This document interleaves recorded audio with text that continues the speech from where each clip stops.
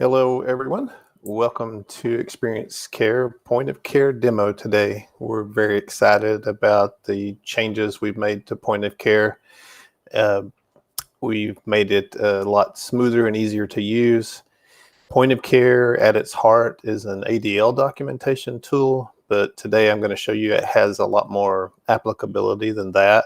You can document your activities attendance. You can get rid of all that paper associated with the activity department.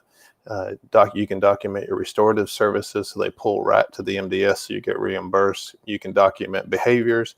And if you're an interact using facility, there's also a module that interfaces with this, and you can send alerts to the correct people when the nurse aides or any other user you've given access to says the patient's had a change. So we're going to hop right in, and I'm going to go ahead and share my screen here. All righty. So we're on the main page. So I'm going to talk about three key concepts today that I want to really put forward that make our product superior to the other products on the market right now. The ease that you can surface important clinical changes without pulling multiple reports or digging through reams of data. The ease the documentation itself is for the aides, very point and click interface, and the ease of checking to make sure documentation has been done, so ensuring your compliance. So those are the three key concepts I want to focus on today. I am going to start with the dashboard because I want to start with how you find out what's going on in your facility from what the nurse aides have documented.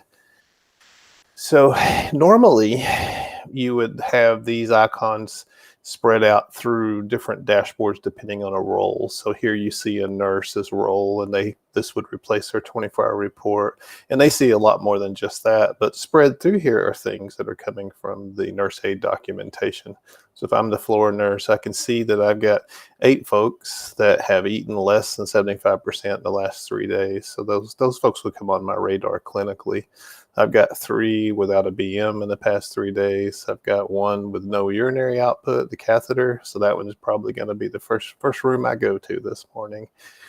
But what I have grouped here is a bunch of different icons that can be set up. And if the question is set up in the point of care, you can surface it to a dashboard. You can also surface some things to what's called e-assignments, which is an alert messaging system that can be set up to go to different groups.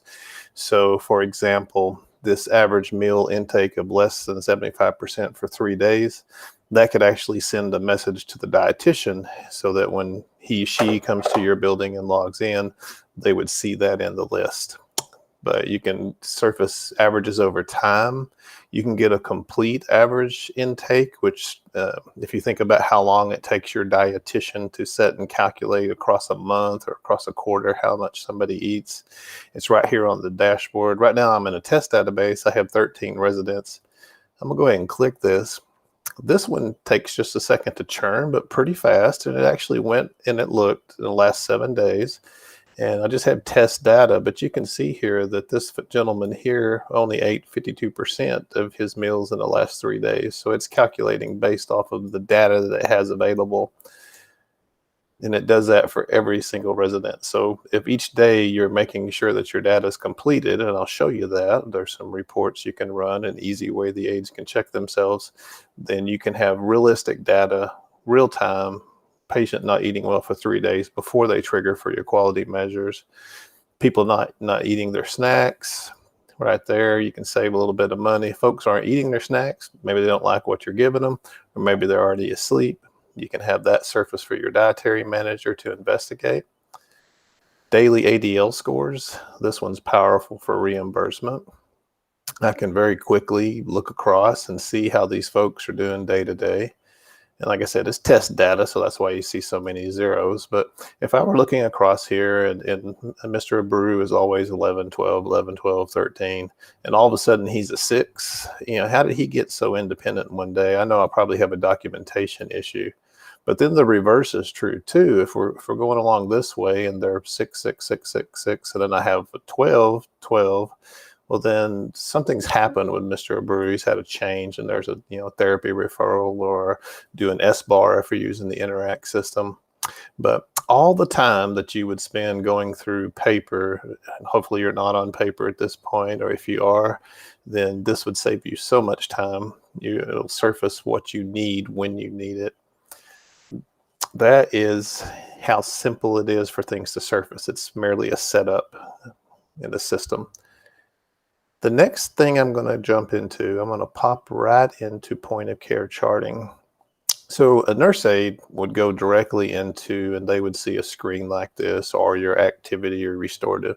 And as I said, you can set up different things here that you want to capture. You could set up a behavioral section if you wanted to, for say an Alzheimer's type unit or something like that. But we're going to play with the CNA daily care. And I am going to choose day shift because I'm the day shift aide. And I have the ability to actually save which residents are mine by clicking that, load my residents. And anytime I want, I can change that. So if today I got to assign these 2 extra, I can go ahead and choose those, and I can just click on save my residents. And now they're going to be my group of residents. So anytime I do that, that'll automatically take me to them. But if I get floated to a different hallway, or if I got a whole station, I can pick them that way the same.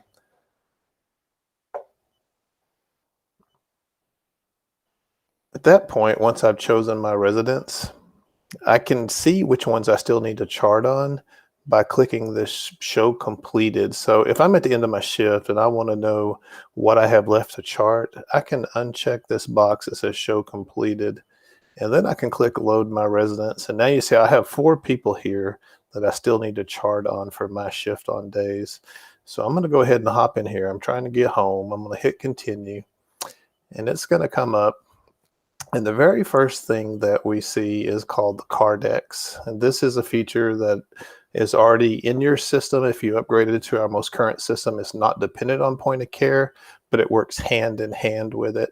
And with the Cardex, the nurse aides are able to have information about how to take care of the patient.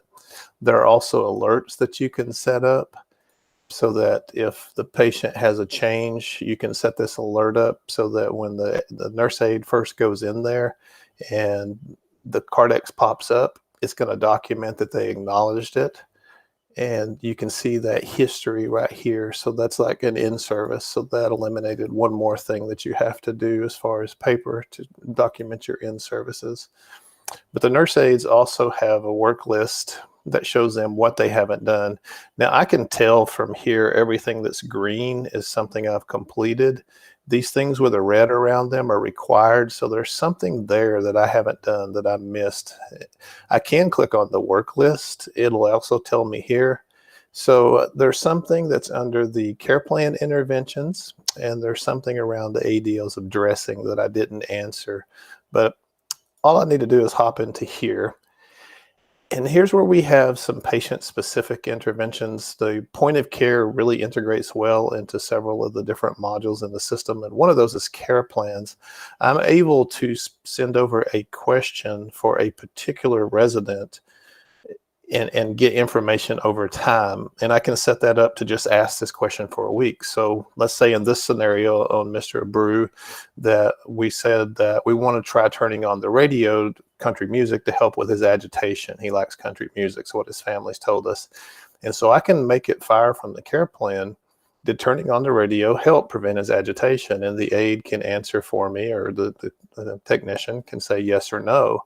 And at the end of the week, I could look at that information as a clinician, and I could figure out, okay, well, that intervention didn't work, or if it did, then I would know that's a good intervention. But I push that from the care plan. You can also push information-only things. So here's this little thing we learned about Mr. Abreu, is that when he's wandering constantly, sometimes let him talk to his doctor, and that may help. I don't really need the nurse aides to chart on that every shift, but this is another place beside the Cardex that I could surface something that's informational about that patient. Two very handy areas. You'll notice that care plan interventions now went green. That means I've done everything I needed to do under that. Same thing here under ADLs. Most of it is green. I've already documented for my shift on that, but I missed dressing. So I'm going to go ahead and document my dressing for this gentleman. He's physical assist. And I want to point out here that the system is set up so that you can't answer something illogical. I can't say you're no physical assist with two people. It limits my choices based off that. So no physical assist, my only options are that you just did it on your own, or I came into room to watch you to make sure you got it done with cues and supervision. Setup help is a little similar. I may just need to set your clothes out for you so you remember, you see your shoes and you put them on. That you may have been independent, or supervision because I've got to stay there with you and cue you. So the other degree of this is once I've touched you, now I'm physical assist. So at this point, it becomes burden of care of one or two people. And you can see as we go down the screen here, it guides the aid into what are logical answers for what they've said is the burden of care as you move through it. So if there's two or more people, was it limited assist? Then you'll notice here it has the MDS definition of what that means. So limited assist means I did not weight bearing. But if I had to do any weight bearing, it'd be extensive. So once I said extensive, the computer knows it could have been 100%. Well, in this case, patient helped a little, so I'm going to say no. This is the really powerful piece of point of care as far as reimbursement. Section G, which drives most of our Medicaid, which is where this section talks to, looks at the rule of threes still. And the aides here, if I helped you get dressed twice today, I can actually say twice. The same thing for the transfers for all the late loss mobility. It's not like a piece of paper where I can just say you were a 3-2 today. I can actually say you were a 3-2 3 times. And that 3-2 comment will make sense to MDS nurses who are watching the call today. So once the aides have gotten everything that's green or that's red that they needed to do, they do have some other options that they could do. There is a feature called Stop and Watch. This is part of the Interact system. It's an add-on module, but it interfaces with the point of care. And so if the nurse aides, or you could give your housekeepers access to just the Stop and Watch, or maintenance, or anybody who interacts with the patients, and they would be able to come in, and you notice it's not green or red. It's not required. But if that day the aide or the housekeeper says, they're just not acting right today, she's not talking like she was, they can come here and very quickly answer the same things that are on the Stop and Watch paper.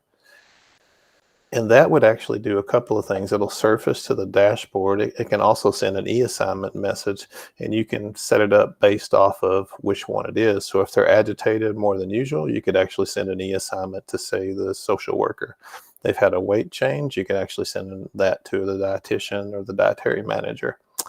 You can also document behavior in the system if you want to allow your nurse aides to do that. And you can correlate these back to the MDS, and you can look at over time to see if your interventions are working. You can also document cognition if you want your aides to be able to make those kind of assessments of the patients or observations. And so those are all optional and can be set up. You can also have the aides and nurses document vital signs in the system.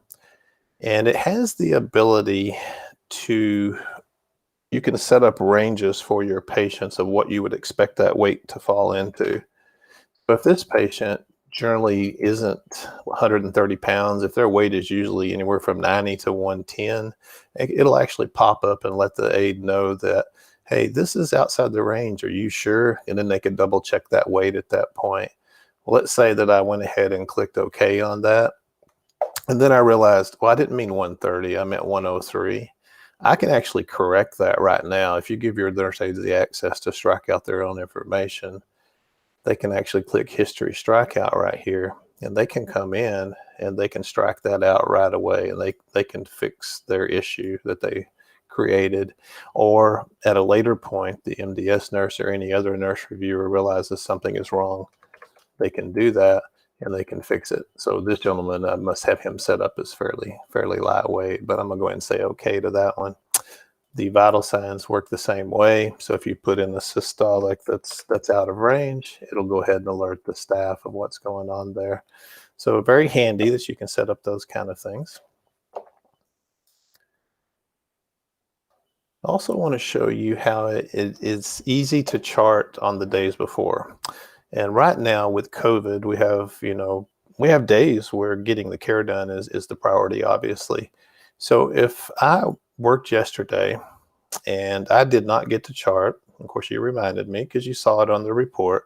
I can actually come in as a nurse aide and I can say, I'm going to chart for yesterday. I'm going to chart for day shift. My shift ended about 3 o'clock, and I normally chart about 2:30, so that's what I'm going to use. I'm going to click my residents again. Well, yesterday I only had those 4, so I'm going to hop right in there now. And everything that I'm doing now is I'm charting. I must have chose 2 a.m., so I chose a night shift. So I can fix that. I can hop back, and I can say day shift, and I'm going to choose a 2 o'clock p.m. this time, and that way I'll be in the right shift.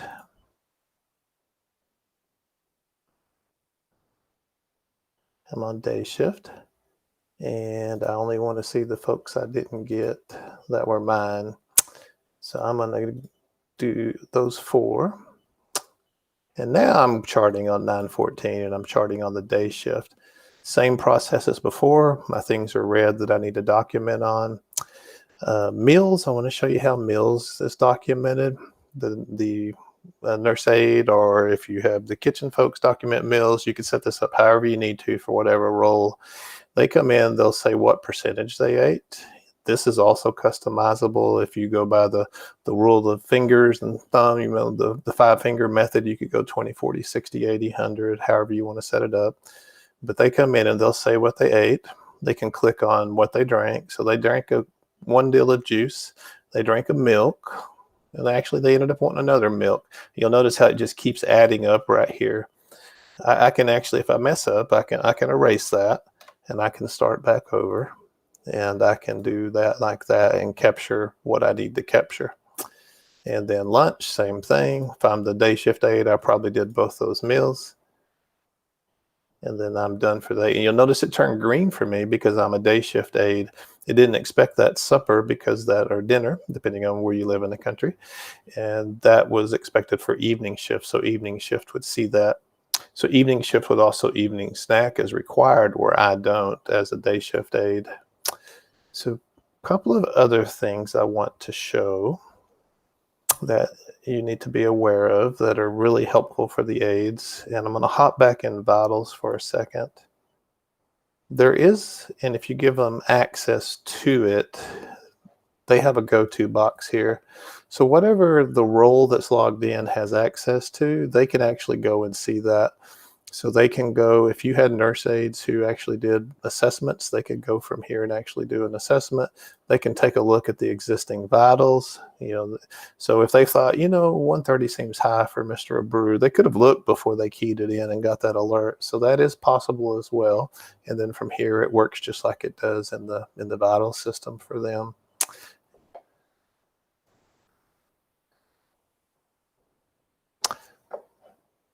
That's the fundamentals of normal ADL charting in the system. I do want to point out that you do have section G, which is ADLs, and it pulls to section G of the MDS. It will do the automatic calculation based off the ARD of the assessment. It'll do the rule of threes for you and figure that out. There's also functional abilities in the system. You can set this up so it fires for the first 3 days of the stay, and then it doesn't have to fire after that. Or you can set it up if you're going to do a significant change or a interim assessment, IPA, then you could set it up to do another 3 days, but the aides are able to come in here and do this. I know one organization where the therapy folks do this here.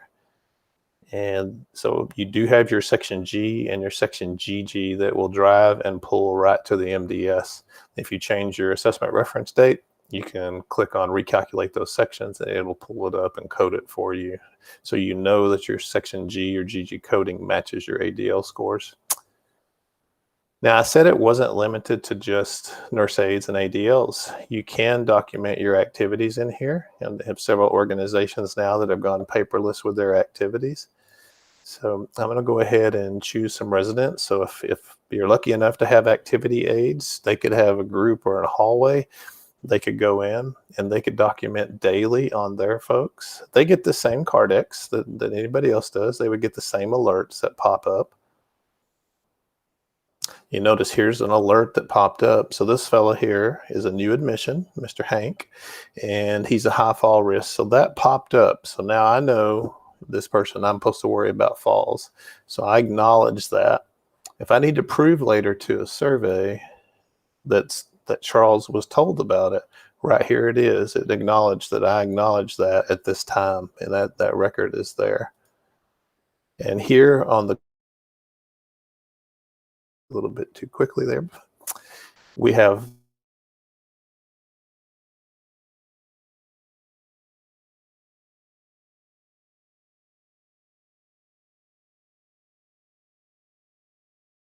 our fellow Hank already had a fall, and we decided we're gonna, but this time it was from the chair. So, and I know we don't like alarms anymore, but we still use a few. I could come in here and I could go in and say, now we've also have a chair alarm. Once I've done that, it will show up on the Cardex now. If I wanted to, I could also update my alert at this point, and I could go ahead and put in the information chair alarm. And now that would show up as an alert as people come in and out of the system. So regardless of the role, everybody can see the Cardex, so they know what they need to know about the patient. This is one way to set up the activity log. We have two primary ones that we've set up for clients who wanted to have it based kind of on their system, and you can edit these and change these as you need to, but we've got it pretty comprehensive at this point. It's meeting most people's needs. You can also add the little icons and everything if you want. I have not done that yet in my test database, but today if Mr. Ackerman decided he got to do pet visits, and he did snacks, and he did church, and then I would move on to my next person, and I could say what they did today. And I can also say their level of involvement. Some states require this. I believe the new the new activities training recommends that you document that. And here, if you need to track the actual minutes of activities involvement, you can actually track how much of their day was in there. So I could say, they spent an hour and a half of one-on-one if I did one-on-one. If I didn't do one-on-one, just active, it's not going to ask me. So that's really nice too to have for survey, and it shows in your book. So we can document several different things. Restorative, I want to give you a quick look of it. Restorative is a very simple and straightforward. So if I'm the restorative aide and Mr. Abreu's on restorative, I just go into him to document, and I literally put the minutes of the plans that this gentleman is on that I did that day, and this will pull right over to the MDS, and it will calculate appropriately. And you can see the histories, and everything is there. So that covers how easy it is to move around the system, how easy it is to select your patients, and how to surface the information. So the last point I really wanted to bring to the forefront is how to make sure that you're getting your documentation in place. So we have several reports for point of care. They live here under the reports tab.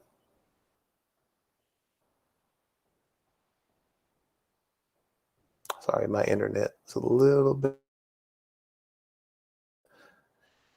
But under clinical reports,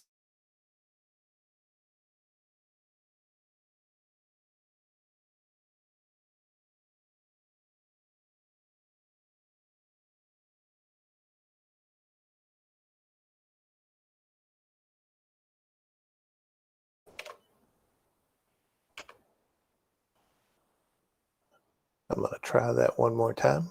I think my internet's giving me some grief.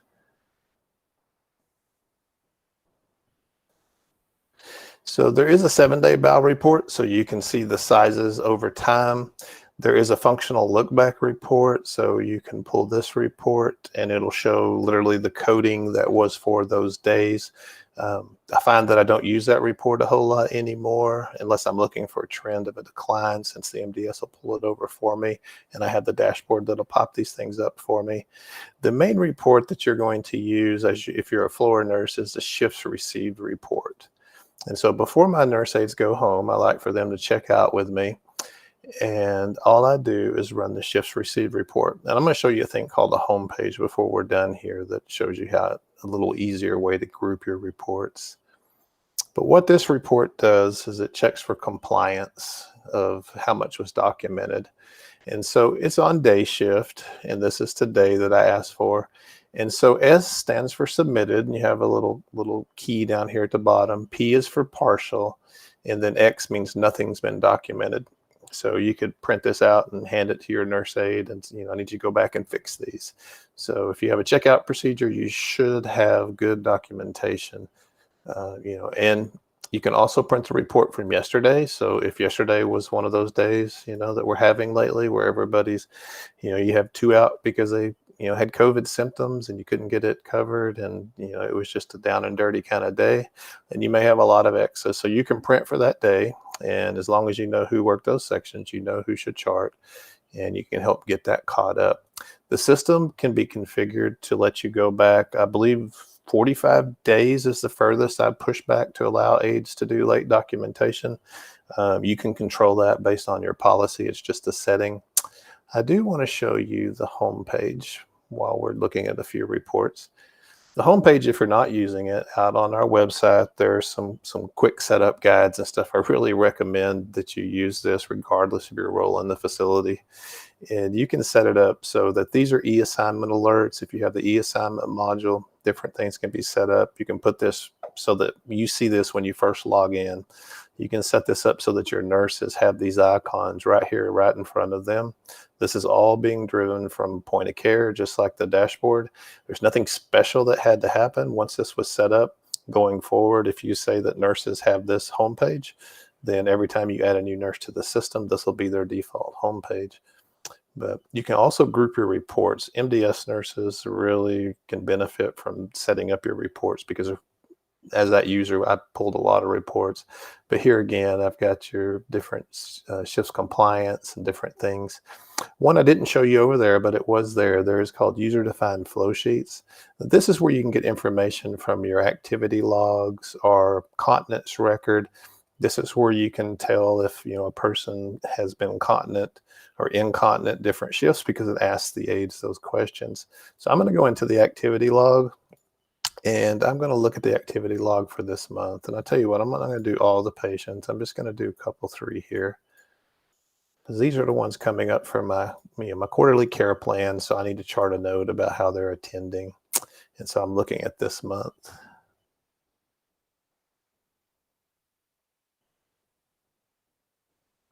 And so real quickly, I can see how Mr. Abreu, what he attends, how often. And so you can just kind of look across here and you'd be able to see real quickly that, most days he's in an activity of some sort. And you would be able to tell over time which ones are his favorites. You also notice that screen had a whole lot more choices than that. It only shows the ones that I actually participated in if I'm the patient. And then down here, it has the level of involvement. And so that is very nice. This would replace your activity binders. You could document your resident council attendance this way. All those kinds of things would be possible. You can also pull the hygiene records if you're trying to prove people that have or haven't taken showers because the system asks those questions. So if I want to see what's going on with these folks, I'm just going to take a look at the bath, and I can see a real quick history of how their baths have been going. Now, if you remember on the dashboard, it did have an icon for refuse their bath. And so here you have your same, kind of code at the bottom. S is for shower, B is for bed bath. There's a sink bath. There's an option for the aides. It's not scheduled. We don't give a lot of showers on night shift, so they would say not scheduled. But that is how it is easy to get information in your system, get it out, and also make sure that you have the information entered into the system so that you have compliance and you have data to work with. All of those things will lead towards higher PDPMs, better identification of patient changes. Once again, I'm going to go back to the facility dashboard. There are a lot of other different things you could create around these things. If you had gotten a survey tag for, phone privacy or something like that, and it was important for that resident to have phone privacy, you could actually add that question to the nurse aide for that from the care plan saying, did Miss Smith get phone privacy today? And they could just document that every day. So there's a lot of versatility in setting up these kind of things. It's all doable. None of it's super difficult, and it fills a bunch of needs along those ways. That is everything that I wanted to show as far as what the system's capable of. Do we have any questions at this point?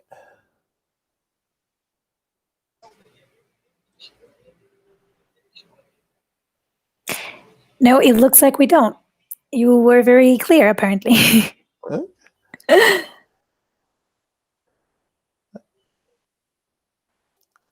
Trying to think there.